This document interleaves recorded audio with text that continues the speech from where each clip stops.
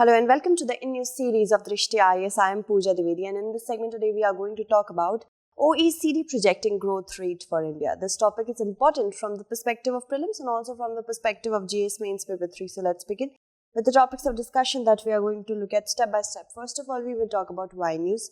Then we will talk about the forecast or the prediction that has been done by OECD in its interim World Economic Outlook report. We will also talk about the OECD plus major government initiatives that have been undertaken in order to increase economic growth. We will also talk about the challenges faced by the Indian economy in general and the way forward. And in the last of the segment, I am going to ask you a mains-based question for answer writing practice. In the midst of the segment, I'll try to formulate an informational question. Let's begin with why in news. So if we talk about Organization for Economic Cooperation and Development, it has projected the growth rate for India. Still, India remains one of the fastest growing economy in the world. Now, in its earlier forecast, if we talk about OECD, it had predicted a contraction, but now it has revised the projection for India, and we will discuss about it in detail over here. Now, if we talk about what is the projection, the projection has been revised or raised by 4.7%, making the growth to come at 12.6% for 2021 and 2022. Now, if you think, why is it happening? Because OECD has said that due to long-term as well as short-term COVID mitigating fiscal initiatives that has been undertaken by the government of India, it has been made possible.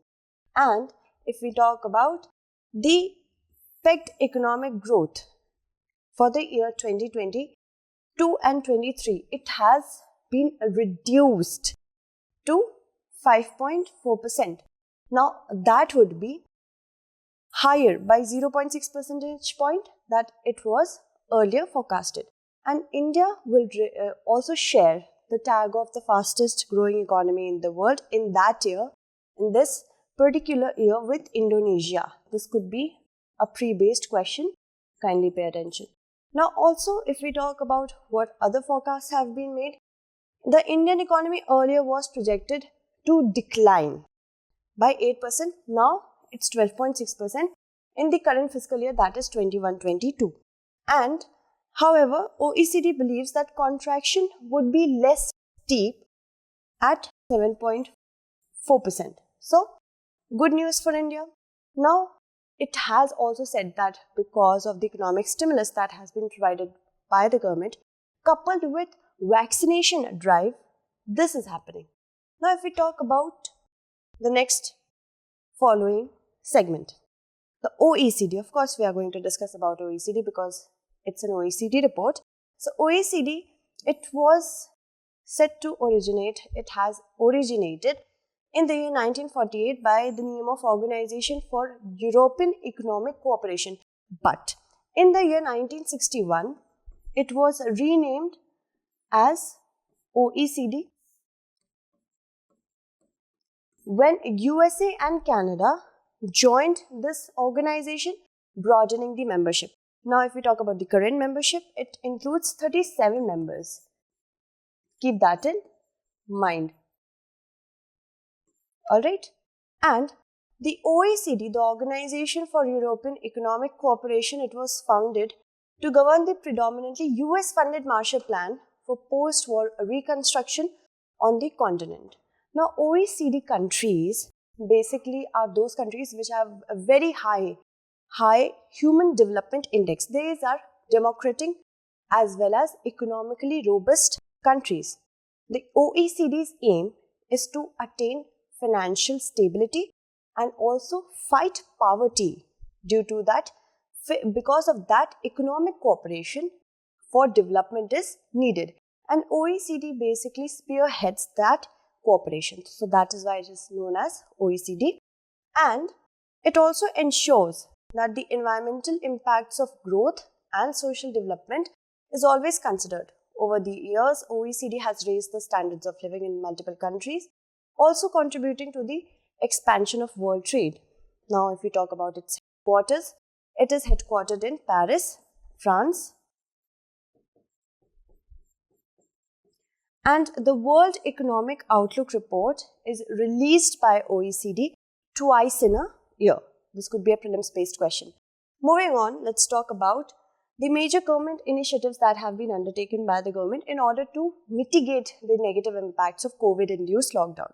Now, COVID actually affected the economies which were contact intensive, especially the labor and unskilled market, where contact was a regular basis, regular need for any work to be done. But the government announced Atmanirbhar Bharat in the midst of the year 2020, in May 2020. Now, if we talk about the Atmanirbhar Bharat initiative, this initiative actually works on certain pillars. First is economy, then infrastructure. I'm just going to write infra over here. Technology of the 21st century, demand, and vibrant demography. So these are the 5 pillars of Atmanirbhar Bharat. Atmanirbhar Bharat basically focuses on labor, land, laws, and liquidity. Now, the current government wants to achieve self-reliance because due to the entire COVID-19 induced distortion of supply chains, it was realized that we need to be independent because global shocks can affect one of the largest economy in the world.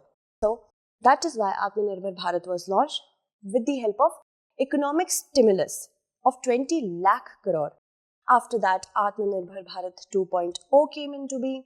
After that, 3.0 came into being. So if we talk about the later stages of Atmanirbhar Bharat, there was a very special scheme, Atmanirbhar Bharat Rozgar Yojana, which intended to increase employment in the country. So that is why, if we talk about an important initiative for COVID, you can never forget about Atmanirbhar Bharat.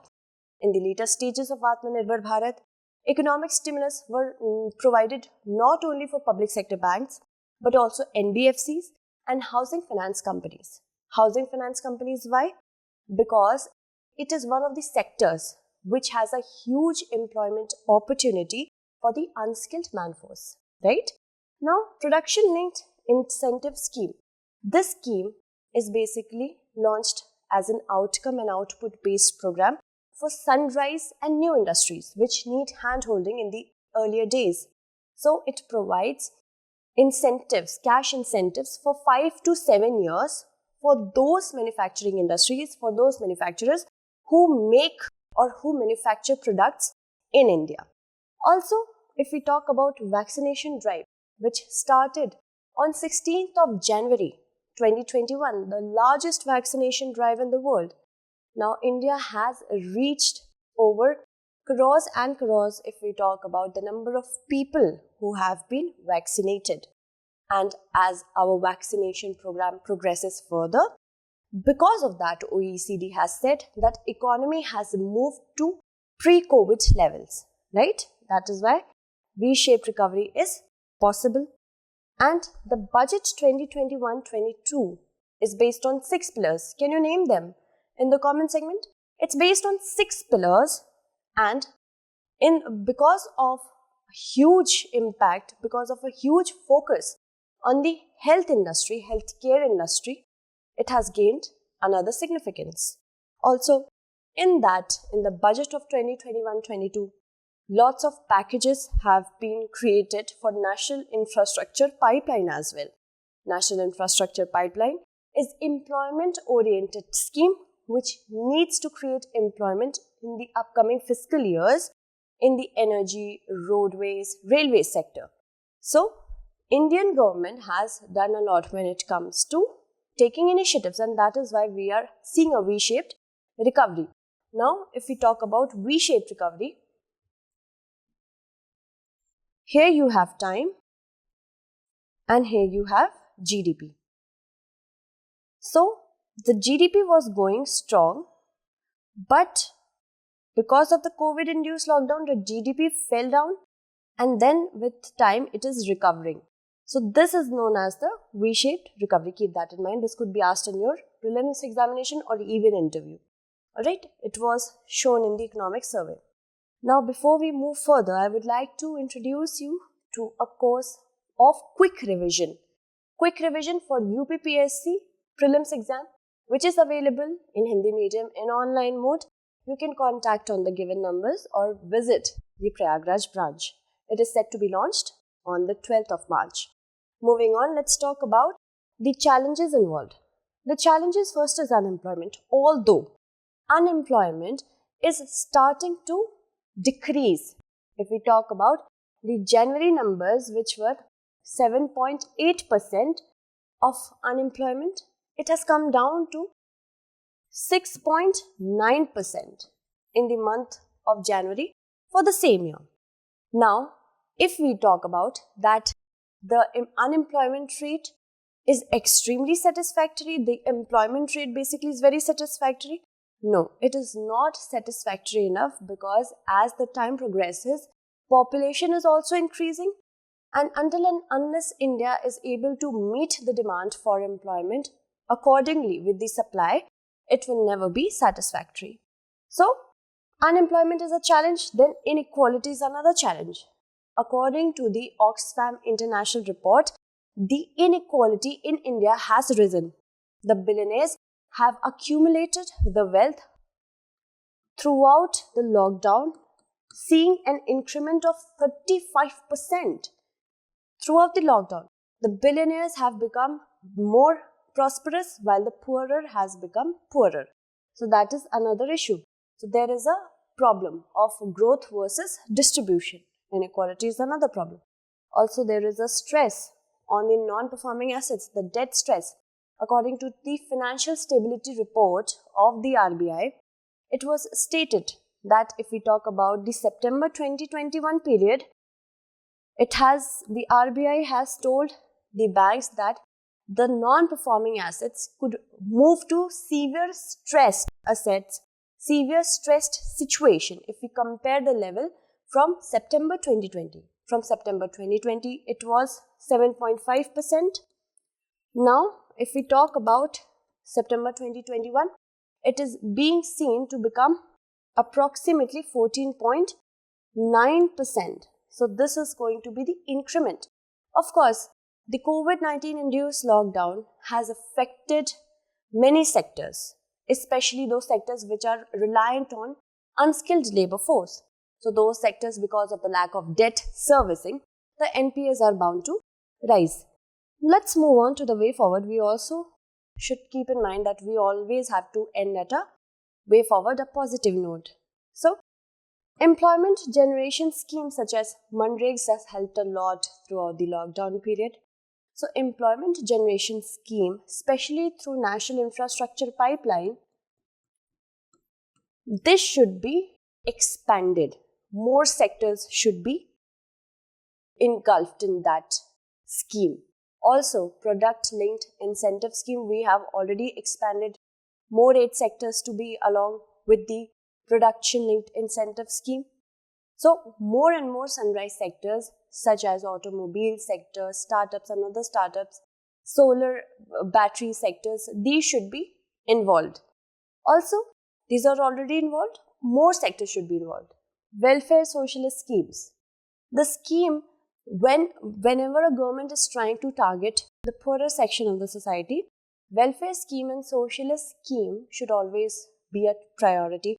And of course, the inequality has risen. We need to target those sections which have been the extremely negative ending of this entire K-shaped recovery. Also, debt restructuring and resolution. Because of the rising NPAs, the bad debts have risen. We need stimulus when it comes to capitalization of banks and severe stress category assets. These should always try to be resolved first. Then only the 4 balance sheet problem could be taken care of. The 4 balance sheet problem includes the problem with the balance sheet of the banks, the infrastructure, moving on to banks, then NBFCs and then real estate. So, every structure, every sector is interrelated. That entire structure should be preserved. Moving on, let's talk about our mains based question for answer writing practice. Kindly pay attention. Now, the nature of economic growth in India described as jobless growth. Do you agree with this view? Give arguments in favor of your answer. This was the previous year's question. Now, this could also be modified and make you to think about COVID-19 induced lockdown, right? So that's it for today. Tomorrow we shall meet again with another segment. Until then, stay updated and thank you so much for watching.